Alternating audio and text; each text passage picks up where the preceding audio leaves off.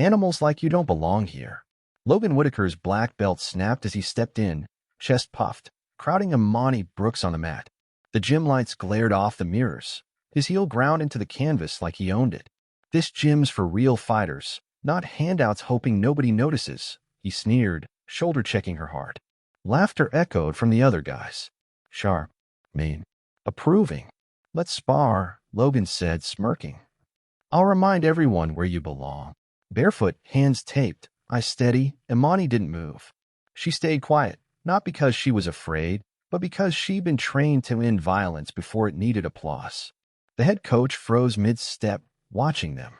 Logan never noticed, never imagined that the quiet girl he was about to toy with was the only person in that room who could end his future with one phone call. Before we continue, comment where in the world you're watching from, and make sure you subscribe, because tomorrow's story is one you don't want to miss. The morning sun filtered through Iron Forge martial arts front windows, casting long shadows across pristine mats. On her very first day, Immani paused outside the glass door, worn duffel hanging off one shoulder. Inside, white uniforms gleamed. Students laughed, sound bouncing off mirrored walls. She took a slow breath and stepped in. The bell chimed softly. A few heads turned. Conversations dipped, then surged again, just a little louder, as if to prove nothing had changed. At the front desk, Derek Whitaker shuffled papers, polo stretched across his chest. Can I help you? He asked without looking up. I'd like to register for classes, Immani said. He glanced up, eyes scanning her quickly. Have you trained before? Yes. Where? Master Kim's. Before it closed. His pen paused. Never heard of it. He shrugged. Well, we do things differently here at Iron Forge. More structured. He slid a stack of forms toward her. Fill these out.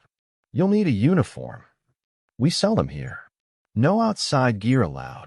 As she wrote, she noticed a tall teenager across the mat, black belt around his waist, demonstrating flashy kicks to a younger group. The kids watched him like he hung the moon. That's my son Logan, Derek said, proud. Youngest black belt here. Started at 6. He raised his voice. Logan, come meet our newest student. Logan jogged over, easy grin in place. Up close, his belt was perfectly tied, embroidered stripes gleaming. Welcome to Iron Forge, he said, looking down at her. Always good to see new faces trying martial arts. She's trained before, Derek added. Some place called Master Kim's. Logan's eyebrows rose. Never heard of it. Must be one of those strip mall dojos. He chuckled. Don't worry, we'll fix any bad habits you picked up there. Immani said nothing. In her memory, her grandfather's voice. Let them talk. Words show you who they are.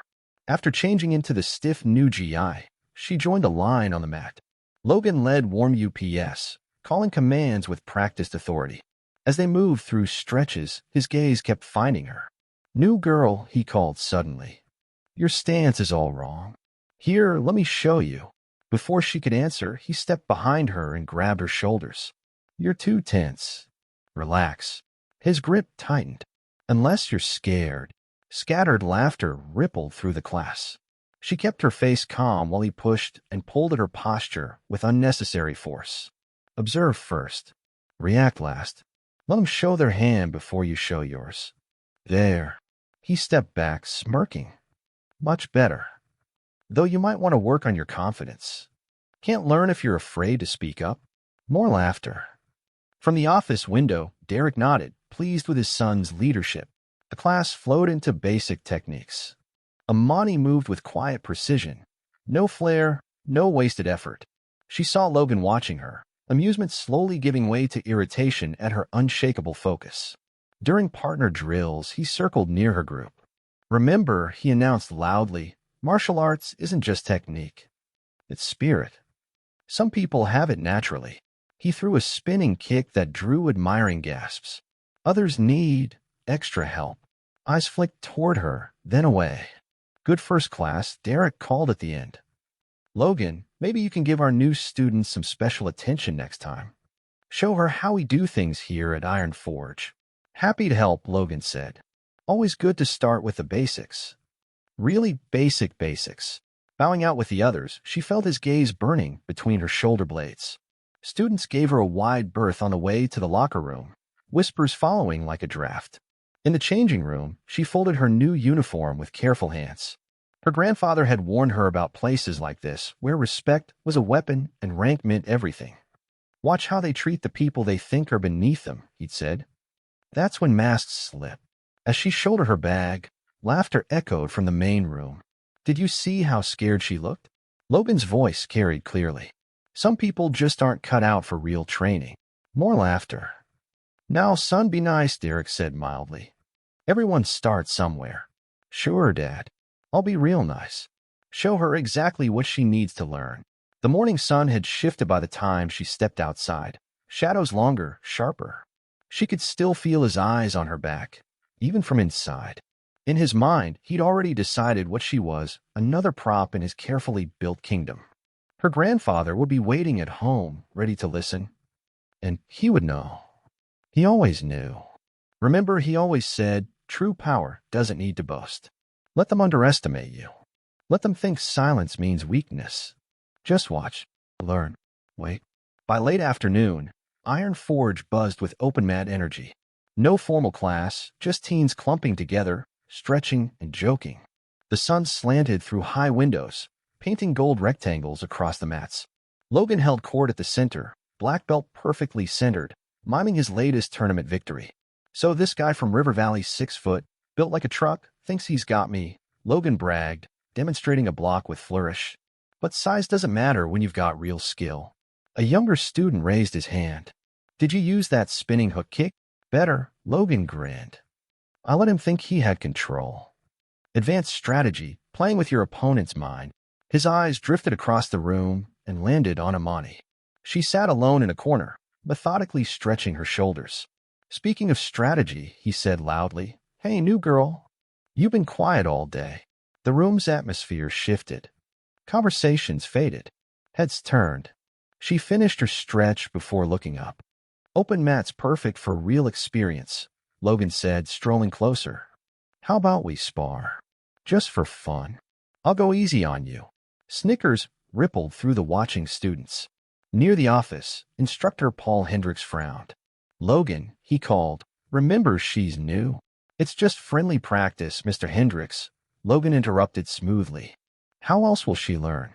Unless, he turned back to her. Unless you're not ready for actual sparring. Never fight for pride. Never back down from necessity. Okay, she said quietly, standing up. For a second, surprise flickered in his eyes. Then his grin snapped back into place. Great. See? She wants to learn. Hendricks sighed. Gear up properly. 2-minute round. Light contact only. Of course, Logan said, winking at his friends. Super light. Educational. As she pulled on headgear, whispers floated behind her. $10, says she cries. No. 20, says she quits before the bell. Logan bounced at center mat, playing to his audience. Ready when you are, new girl. Don't worry, I'll show you how we do things here. She stepped onto the mat, remembering countless dawns. No mirrors, no spectators. Just concrete. Breath. Truth. Ready. Hendricks raised a hand. Begin.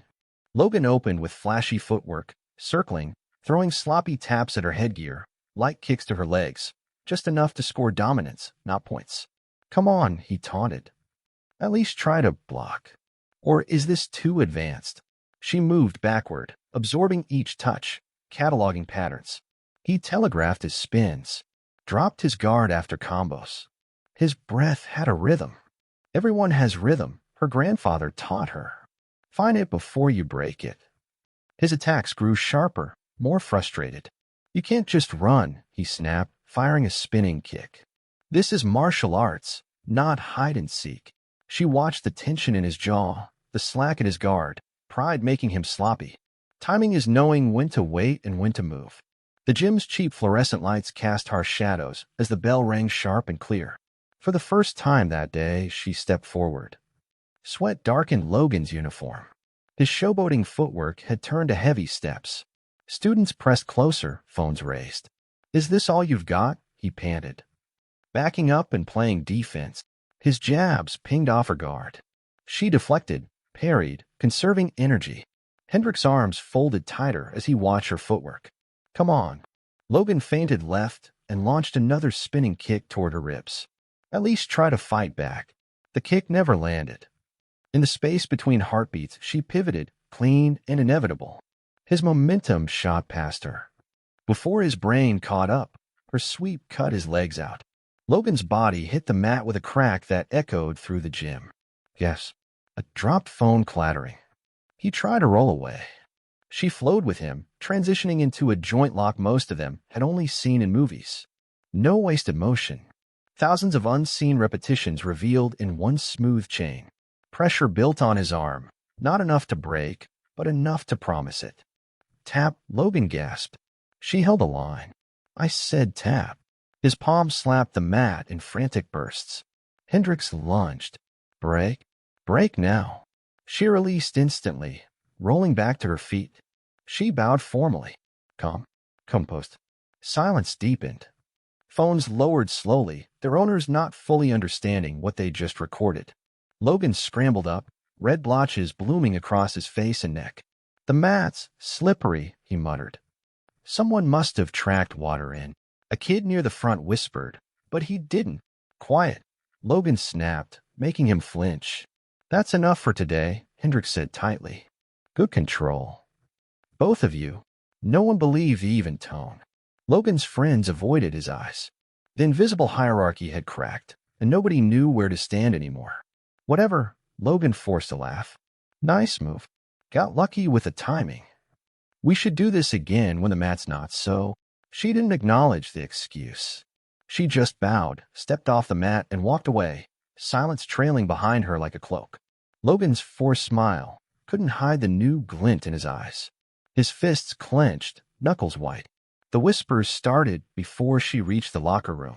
The video spread even faster. Later, when most kids had gone, the locker room hallway buzzed with fluorescent hum. She folded her GI, slid it into her duffel, and shut the metal door with a soft clang. Footsteps approached. Multiple sets. Deliberately slow. Logan appeared at the end of the corridor, flanked by Tyler Knox and Evan Reed.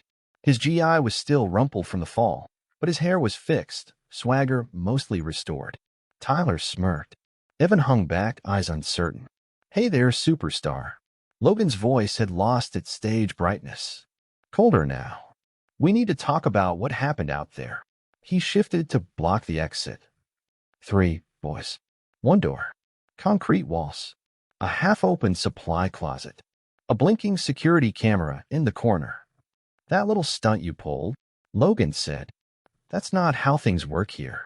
Tyler snickered. Yeah. Someone needs to learn the rules. There's an order at Iron Forge, Logan continued, tone dripping false patience. Respect for tradition. For people who've earned their place. Stillness isn't weakness. It's the moment before the strike. And you. He stepped closer, mint gum sharp on his breath. You forgot your place. Try to make me look bad. Like some kind of show-off. Logan, maybe we should... Evan started. Shut up, Evan. Logan snapped without looking at him. He leaned in. You might think you're special because you got lucky once, but this is my gym. My father's gym. We protect our own here. The overhead light flickered, throwing strange shadows over his face. So here's what's going to happen, he murmured. You're going to know your role. Stay quiet. Train in the back. If anyone asks about today, you tell them I was being nice. Helping the new girl feel welcome. Footsteps and Derek's voice floated down the hall from the office. Logan's jaw tightened at the sound. We're not done here, he hissed, hand hovering inches from her shoulder. Evan's whisper was sharp. Logan. Derek's shadow lengthened down the corridor.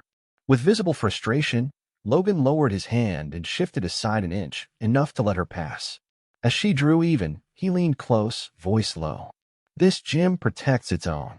Remember that before you try anything stupid. She walked past them, steps measured, back straight. She didn't speed up. Predators chase what runs. Outside, the evening air hit her face like a reset. Orange light stretched long across the asphalt. Her grandfather waited on the porch, steam curling from his mug. One look at her face, and he knew. Come sit, Samuel Brooks said, gesturing to the chair beside him. She laid out the day. The class. The humiliation. The spar. The hallway threats. He listened, jaw tightening, hands whitening around a mug now and then. You controlled yourself, he said finally. Kept your head. Use what I taught you, in technique and temperament. Yes, grandfather. Good. He set the mug down. Now you keep training. Harder. And you keep records. Dates. Times. Exactly what was said and done. Document everything. That night, in her small room, she opened a clean notebook. At the top of the first page, she wrote the date, then a single name, Logan Whitaker. Below it, line by line, she recorded the day. The next week turned iron sharp. Logan used every chance to paint her as dangerous and uncontrolled. Partner drills always paired her with the biggest, hardest hitters. Every time she defended cleanly, he called it aggression. Watch that footwork, he'd yell. Reckless. That's how people get hurt. Derek watched from the office, not intervening, just taking notes. By Thursday, a new notice appeared on the bulletin board. Attention students. Strict adherence to traditional forms. No unauthorized techniques. Respect for senior belt authority. Violations will result in suspension. Signed, Derek Whitaker. In class, tiny imperfections in her form drew instant criticism. The same errors went unnoticed in others. Did you see how aggressive she was? Tyler whispered during water break, loud enough to carry. No respect for tradition. Snickers. Side us. Distance. That evening, she found Samuel in the backyard, tending his vegetables. Why did you never join a formal dojo? She asked. Power needs balance, he said, easing to his feet. Like these plants. Too much water drowns them. Too little, they wither. Belt systems can be good, structure, goals, community. But sometimes they become about power itself. About who has it, who wants it, who's terrified of losing it. His eyes went distant. I've seen what happens when authority goes unchecked. In war. And in peace. People start thinking the belt makes them right instead of their actions. He gestured toward the bare training room inside. No belts on the wall, no trophies. That's why I taught you differently. No ranks. No certificates. Just truth and movement. Power without accountability rots from the inside, like fruit left too long in the sun. Looks fine outside. Poison within. They train until darkness swallowed the yard. Each repetition hammered calm into her bones. Days later, excitement crackled through Iron Forge as Hendricks held up bright yellow flyers. Regional Teen Championship in 3 weeks, he announced. Top competitors from 5 states. Great exposure for the gym. Logan's friends crowded around him, already talking about his trophy. When the forms reached her, Immani took one without hesitation. Logan's eyes narrowed as she started filling it out. Well, look who's feeling adventurous, he drawled. That's really brave, considering your experience level. Hendricks motioned her over. Look, he said quietly, this is a serious tournament. The skill level's high. With your rank. Let her compete. Jake, the white belt she'd once spared from injury, called out. Other voices joined. We've seen her. She's good. Pressure built around them. Hendricks hesitated, then sighed. Fine, he said. But you'll need to show strict control and preparation. Tournament rules are serious. Don't worry, coach. Logan cut in smoothly. I'll help train her. Make sure she understands the proper approach. What followed was 3 weeks of quiet war. In practice matches, Logan attacked hard and fast, then loudly accused her of being dangerous whenever she defended effectively. That's exactly what we don't want, he'd announce after she countered cleanly. Reckless. Rumors spread she was unstable. A liability, not tournament material. At home, Samuel just nodded when she described it. Tournament politics, he said. They care more about who represents them than who deserves to. But sometimes the truth needs witnesses. On the morning of the tournament, the sports complex hummed with fluorescent light and nervous energy. Blue mats stretched across the gym floor. Banners hung overhead. Samuel walked beside her in the registration line. Solid, steady. Quick entries, he reminded her. Clean exits. No showboating. Yes, sir. Her first match ended in under a minute. Her opponent attacked textbook style. She slipped, swept, and submitted with machine precision. Winner, Immani Brooks, the announcer called. Scattered claps. Confused murmurs. On the next mat, Logan put on a show. Spinning kicks, jumping techniques, dramatic finish. The crowd erupted. Derek soaked in compliments about his star. Match by match, she advanced. Each time, minimal damage, maximum efficiency. Phones began to appear. The mysterious white belt circulated in whispers. In Logan's quarterfinal, his opponent's perfect fall into a spinning kick looked suspicious enough that even Samuel's eyes narrowed. Stay focused, he told her quietly at lunch. Control what you can control. When she returned from the cafeteria, something in the air felt wrong. Her locker door was ajar. Inside, her bag lay emptied. Wraps unrolled. Clothes damp from a poured-out water bottle. Her custom mouthguard gone. On the bench, a word was carved deep into the wood. An old slur, ugly and precise. She took 3 slow breaths. Then she photographed everything. Bag, bench, locker. Timestamps clear. In the tournament office, 2 officials barely looked up when she spoke. I need to report vandalism and theft, she said, showing her phone. My required safety gear was stolen. You should have secured your things better, the older man said. We can't delay matches for missing items. Fill out an incident report. We'll review it after the tournament. The door opened. Logan stepped in, all concern and charm. Everything okay? He asked. Dad sent me to check on brackets. Perfect timing. Within minutes, the semifinal brackets went up. As she scanned for her name, a third official touched her shoulder. Ms. Brooks. A moment, her stomach clenched. We've received a serious conduct complaint, he said. The committee found it credible. You're disqualified from further competition. What complaint? She asked. From who? About what? I'm not at liberty to say. The decision is final. Across the gym, a cheer erupted. Due to disqualification, Logan Whitaker advances to the finals by default. The announcer boomed. Logan stood center mat, arms raised in triumph he had not earned. Hendricks glanced away once, guilt flickering, then dropped his gaze. She walked out without arguing. Back straight, eyes forward. Outside, Samuel was waiting. No explanation was needed. They were never going to let you win, he said quietly, draping his old leather jacket over her shoulders. Not here. Not by their rules. That night at the kitchen table, steam rose from untouched tea. They had it ready, she said. The locker. The complaint. Logan knew beforehand. You could see it. Samuel listened, fingers tracing an old knuckle scar. Their system is designed to protect itself, he said at last. He limped to a cabinet and pulled out a small wooden box she'd never seen.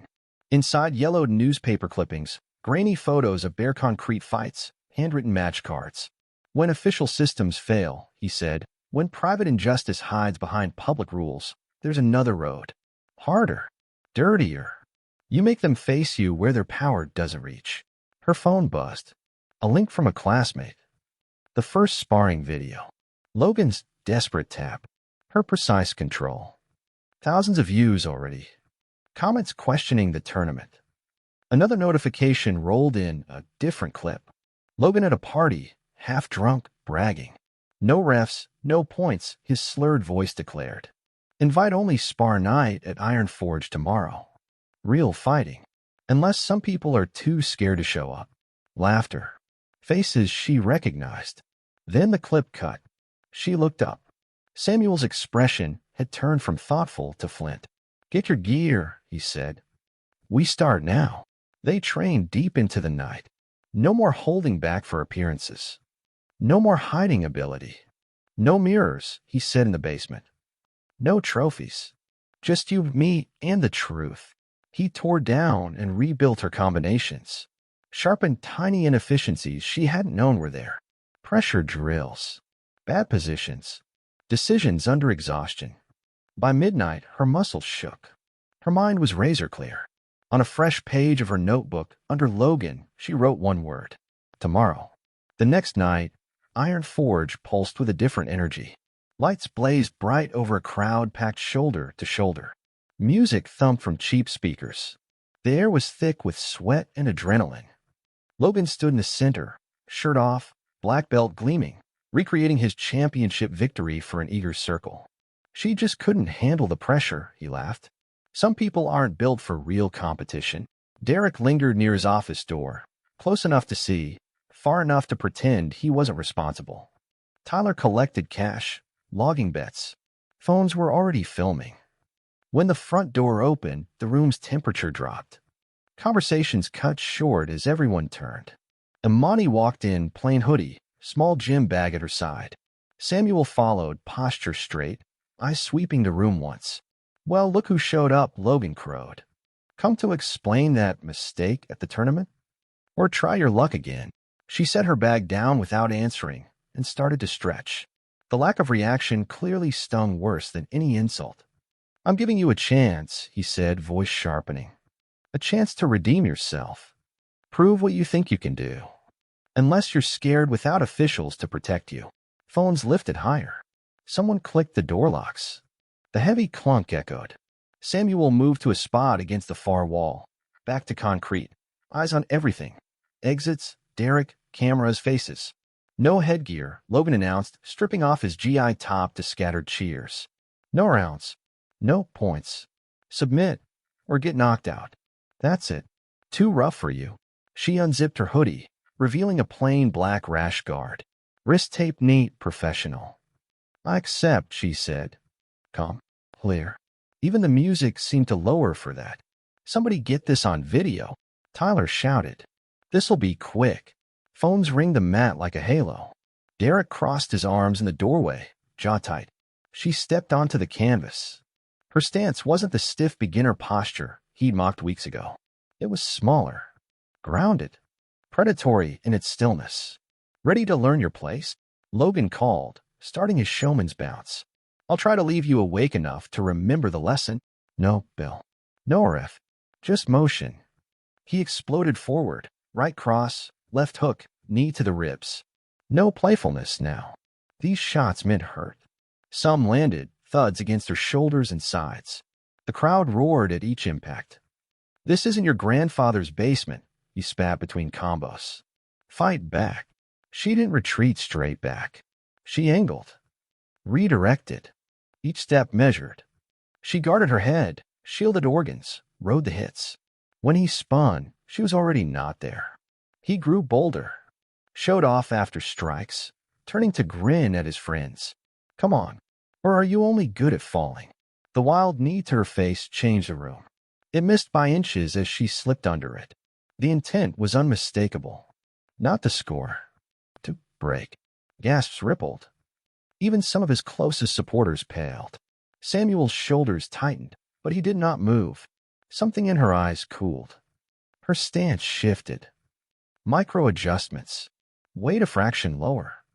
Guard a shade tighter. Logan, mistaking it for fear, lunged again, telegraphing another illegal shot. This time, she stepped into him. Hand snapped to his arm. Hip turned under. The world flipped. He slammed face first into the mat. The breath left him in a brutal rush. He tried to scramble.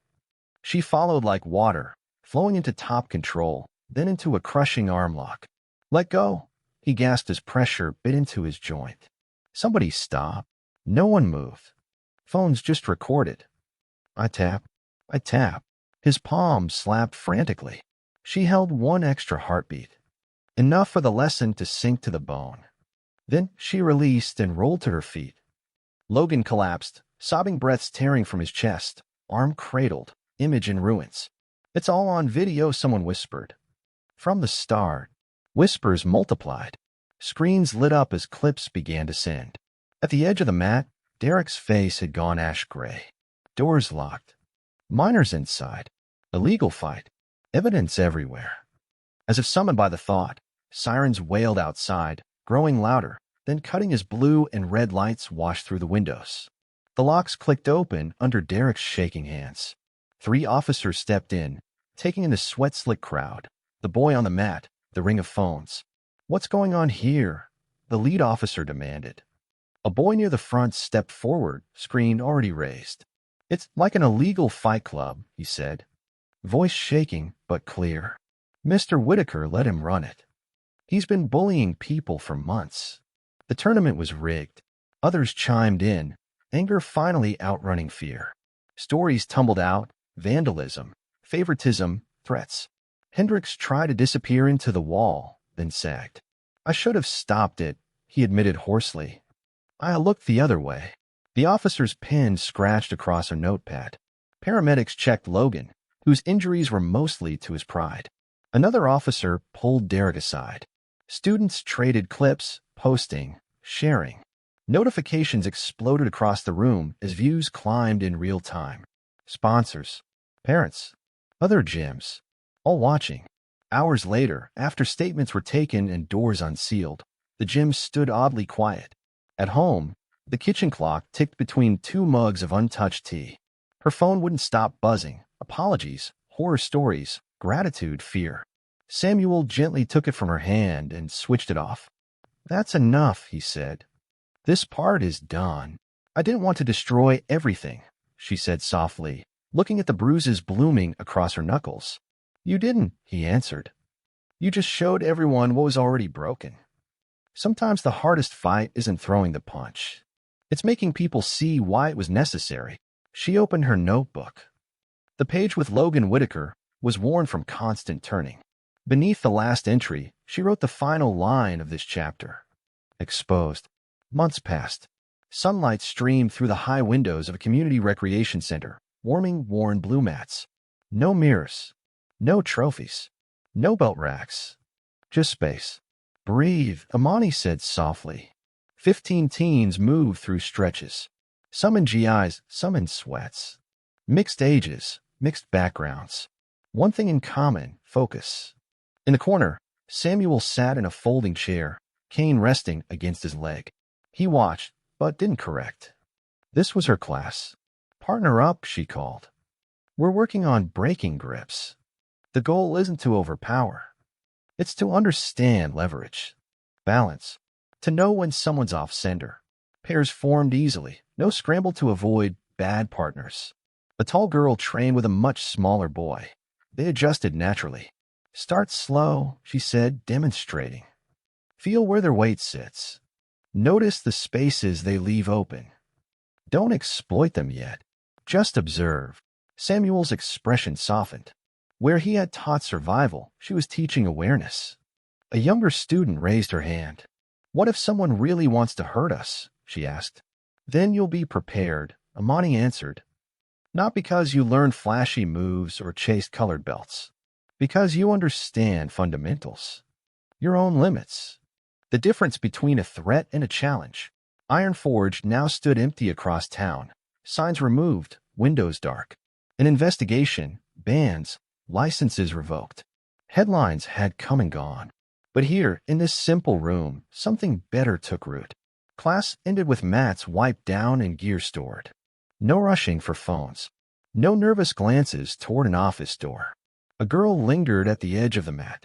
My friend says you're famous, she said shyly. Because of what happened at that other place. I'm not famous, Immani said gently. I was just prepared. And now I'm helping you get prepared too. The girl smiled, seeming to understand more than the words said. As the last student left, sunlight filled the room, no shadows left in corners. Samuel stood, cane tapping softly. Good class, he said. She did a final walkthrough. Mats clean, equipment stacked, windows locked. A simple space, but honest. Her old duffel felt lighter on her shoulder. Ready? Samuel asked, holding the door. Outside, the morning air was crisp. Kids arrived for basketball, voices bright, harmless. She stepped into the light, matching her pace to her grandfather's. No need to look back, no need to check who was watching. That chapter was over. The fight was finished. The teaching was just beginning.